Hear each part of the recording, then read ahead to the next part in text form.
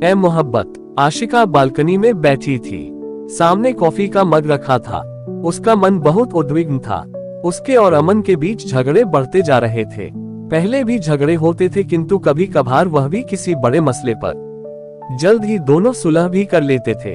अब तो बेवजह झगड़े होने लगे थे। मनमुटाव बढ़ता ही जा रहा था।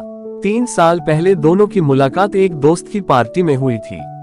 उनके बीच कुछ औपचारिक बातें हुई।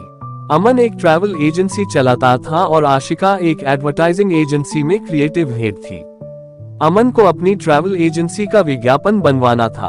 अगले दिन वह उसके दफ्तर पहुंच गया। उनके बीच की मुलाकातें बढ़ने लगीं। औपचारिक मुलाकातें डेट में बदल गईं। 1 वर्ष तक डेट करने के बाद दोनों ने साथ होने का फैसला कर लिया। प्रारंभ में सब कुछ बहुत सुखद था। दोनों को एक दूसरे का साथ बहुत पसंद था। घर की जिम्मेदारियां दोनों ने आपस में बांट रखी थी। एक की जरूरत का ख्याल दूसरा रखता था। फिर दोनों पर अपने अपने काम का बोझ बढ़ने लगा। एक दूसरे को कम वक्त दे पाते थे। दोनों के बीच की दूरियां बढ़ने लगी। अब दोनों एक दूसरे को वक्त न देने के लिए दोषी मानने लगे। बात बात पर एक दूसरे पर तोहमतें लगाने लगे। एक छत के नीचे रहते हुए भी दोनों एक दूसरे के लिए अजनबी बन गए थे। अब तो संदेह होने लगा था कि कभी एक दूसरे को जाना भी था या नहीं।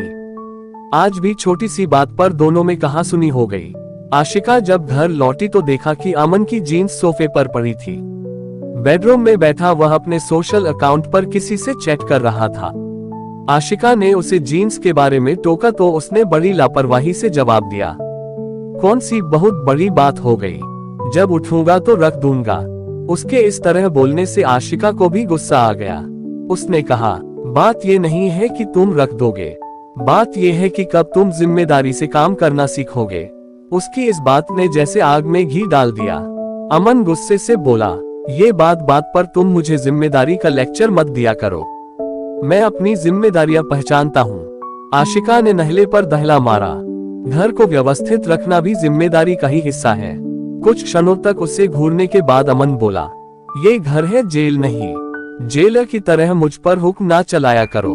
मुझे भी मेरा स्पेस चाहिए।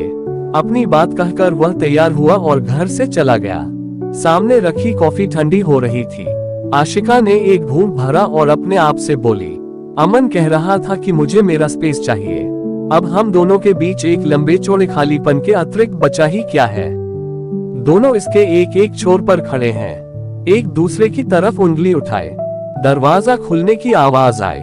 आशिका भीतर आ गई। बिना कुछ बोले अमन बेडरूम में चला गया। आशिका हॉल में ही खड़ी रही।